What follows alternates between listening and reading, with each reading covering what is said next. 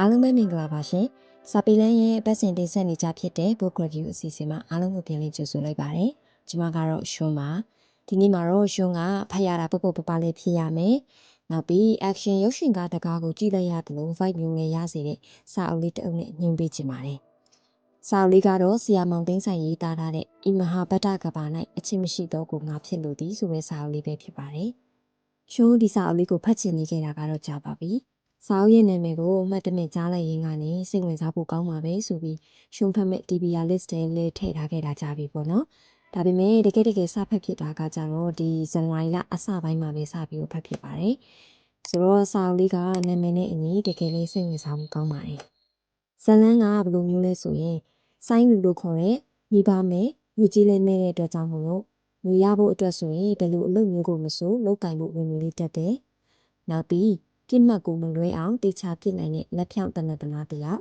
သူနဲ့တနေ့မှာတော့သူ့စီကိုဆက်ဆိုင်နေနေရောက်လာတဲ့အလုပ်အကိုင်တစ်ခုအဲ့ဒီအလုပ်ကိုင်ရလဲဘာလို့ပြီးရမှာလဲဆိုရင်လူတယောက်ကိုတက်ပေးရမယ်ကြီးစားအလုပ်တစ်ခုပဲဖြစ်ပါတယ်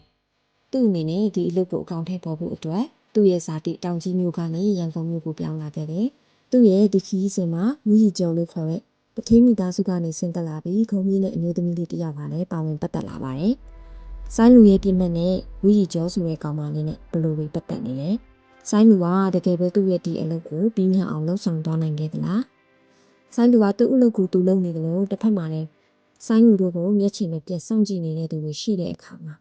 နောက်ဆက်တွဲခွင်းဆက်တွေကနေရောဆိုင်းလူတယောက်ကလွတ်မြောက်နိုင်ပါမလားဆိုပြီးတော့ကျွန်တော်တို့စိတ်ဝင်စားဖတ်ရှုရအောင်မှာဖြစ်ပါတယ်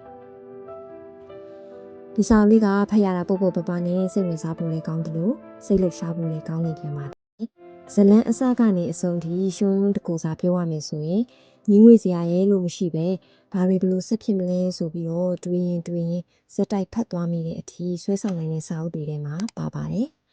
ဆိုတော့ကိုကဝတ္ထုတစ်ပုဒ်ကိုဖတ်တဲ့အခါမှာ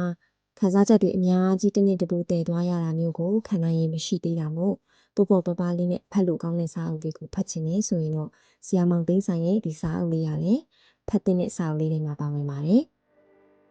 အခုတော့ဒီနေ့ရဲ့ book review အစီအစဉ်လေးကိုဒီနေရာမှာပဲရနာခွင့်ပြုပါရှင်။နောက်ဆင်ပေးခဲ့ကြတဲ့စာဖတ်ပရိသတ်တို့ကြီးစီတိုင်းကိုကျေးဇူးတင်ပါတယ်။နောက်ထပ် review အစီအစဉ်တွေမှာလည်းပြန်လည်ဆုံတွေ့ကြပါမယ်ရှင်။အားလုံးပဲတာယာလုံးလေးရဲ့နေ့လေးပိုင်ဆိုင်နိုင်ကြပါစေ။